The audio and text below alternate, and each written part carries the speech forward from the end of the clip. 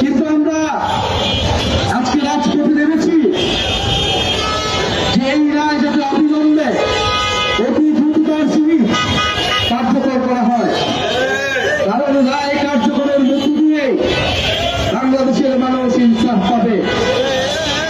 শেখ হাসিনার এই রায় কোন রাজনৈতিক প্রতিশোধ নয়। শেখ হাসিনার এই রায় বাংলাদেশের মুসলিম জাতির জনগণের প্রতি ন্যায় বিচার। আমরা সেই ন্যায় বিচারের জন্য জুলাই অগস্টে রাজপথে নেমেছিলাম। ফলে শেখ হাসিনাকে দেশে ফিরিয়ে আনতে যত ধরনের কূটনৈতিক রাজনৈতিক তৎপরতা করা প্রয়োজন এই অন্তর্বর্তী সরকার সেই তৎপরতা শুরু করবে বলে আমরা আশা করছি। আমরা দেখতে পাচ্ছি যে নির্বাচনকে সামনে রেখে রাজনৈতিক দলগুলো নানা ধরনের তৎপরতা শুরু হয়েছে। আমরা আহ্বান জানাবো বাংলাদেশের মানুষের কাছে জুলাই গণঅভ্যুত্থানের সাথে প্রতারণা করে কেউ বিচারের ব্যাপারে আপোষ করবেন না, তাহলে বাংলাদেশের জনগণ আপনাদের বিরোধী ক্ষমা করবে না। আমরা আজকে সুস্পষ্টভাবে তিনটি দাবি নিয়ে রাজপথে নেমেছি। প্রথমত, শেখ হাসিনাকে দেশে ফিরিয়ে এনে দ্রুত রায় কার্যকর করতে হবে। দ্বিতীয়ত, শুধু শেখ হাসিনা নয়, দল হিসেবে আওয়ামী লীগের বিচার নিশ্চিত করতে হবে এবং জাতীয় পার্টি সহ আওয়ামী লীগের সহযোগী যেই দলগুলো রয়েছিল তারাও সবার অপরাধ এবং তাদেরকে বিচারের আওতায় আনতে হবে। আমরা দেখতে পাচ্ছি জাতীয় পার্টির নামে আওয়ামী লীগ পুনর্বাসনের ষড়যন্ত্র এবং পরিকল্পনা চলছে। 5ই আগস্টের পরে অন্তর্বর্তী সরকারের উপরে যে ঐক্যমত্য কমিশন প্রতিষ্ঠা হয়েছিল সেই ঐক্যমত্য কমিশনের কোথাও জাতীয় পার্টিকে দেখা হয় নাই। নির্বাচন কমিশনের সংলাপে জাতীয় পার্টি এবং চতুর্থকে কোথাও দেখা হয় নাই। তাহলে কোন বেসিসে তারা নির্বাচনে অংশগ্রহণ করবে? জুলাই সনদের কোথাও জাতীয় পার্টিকে দেখা হয় নাই, কিন্তু নির্বাচনে জাতীয় পার্টিকে দেখা হবে। এটা একটা চক্রান্ত এবং ষড়যন্ত্র। এই ষড়যন্ত্রের বিরুদ্ধে এনসিপি মাঠে থাকবে।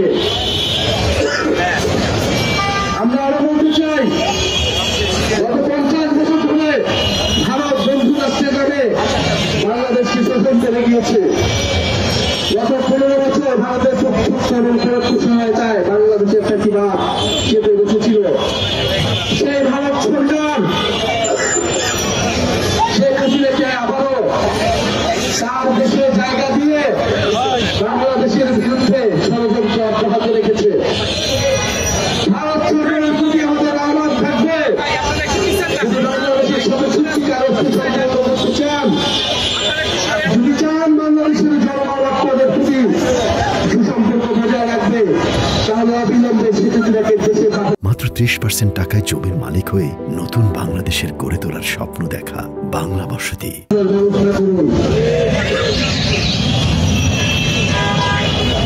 ভারত বাংলাদেশ প্রত্যাবর্তন চুক্তি হিসেবে বাংলাদেশে মানবতা বিরোধী অপরাধীকে বাংলাদেশ সরকার চাইতে পারে এবং ভারত সেখানে বাধা দিতে পারে না। ফলে আমরা আশা করব যে শেখ হাসিনাকে ফেরত দিয়ে বাংলাদেশের সাথে ভারত নতুন করে সম্পর্ক স্থাপন করবে। ভারত শুধু শেখ হাসিনাকে আশ্রয় দেয়নি, বাংলাদেশে যে আমাদের ষড়যন্ত্র করছে সেটাকেও পরোক্ষভাবে সমর্থন দিয়ে যাচ্ছে। আমরা ভারতের জনগণের প্রতি আহ্বান জানাবো যে আপনারা আপনাদের দেশে কোন গণহত্যাকারীকে আশ্রয় দিবেন না। ভারতের ছাত্রদের প্রতি আহ্বান জানাবো, জুলাই আগস্টে যেভাবে আপনারা আমাদের সমর্থন জানিয়েছেন,